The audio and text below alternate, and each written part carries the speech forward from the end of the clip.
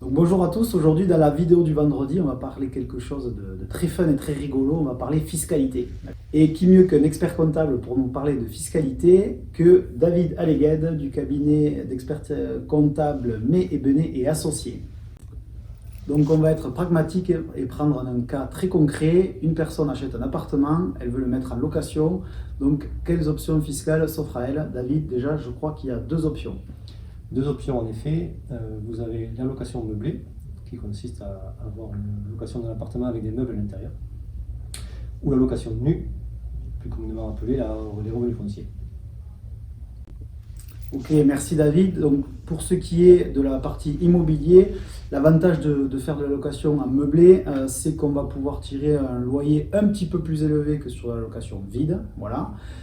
Sur les petites surfaces, c'est plutôt bien apprécié parce que ça évite les déménagements et d'acheter des meubles pour le locataire. Voilà. Pour ce qui est des inconvénients, pour la part propriétaire, il va devoir prévoir un petit budget, petit ou moyen ou grand, pour acheter des meubles.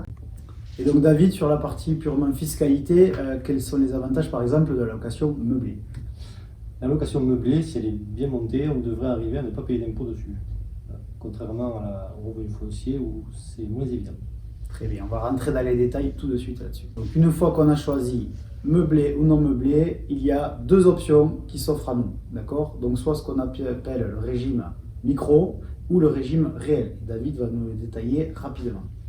Le régime du micro foncier, donc ça consiste à prendre les loyers, enlever 50%.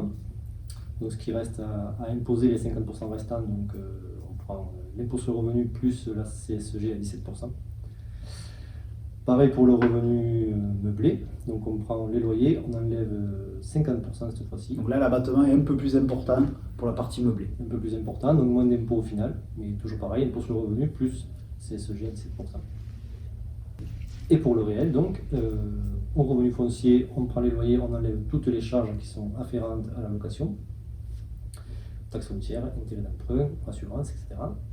Et pour le revenu donc, meublé, on prend les loyers, on enlève toutes les charges afférentes à la location également, et plus, c'est là où il y a la particularité, c'est qu'on peut amortir le bien, donc sur une durée plus ou moins longue, donc généralement 25 ans, et chaque année, on passe une dotation qui vient à moins du revenu meublé. Donc l'amortissement, pour rentrer dans les détails, en fait, ça prend en compte la dépréciation de la valeur du bien au fil des années. D'accord? Donc on accorde une dépréciation de cette valeur chaque année qu'on peut déduire des revenus qu'on va rentrer, en fait des loyers.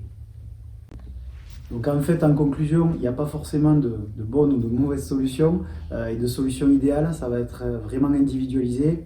Avantages et inconvénients du meublé non meublé, il y en a dans les deux cas. Ce qui est certain, c'est que quand on choisit de prendre par exemple le régime réel, ça impose une vraie comptabilité, un vrai suivi. Donc là, nous vous invitons à avoir un expert comptable et quelqu'un de qualifié pour faire ce suivi-là. Si c'est le cabinet, venez, ils vous en voudront pas, vous inquiétez pas.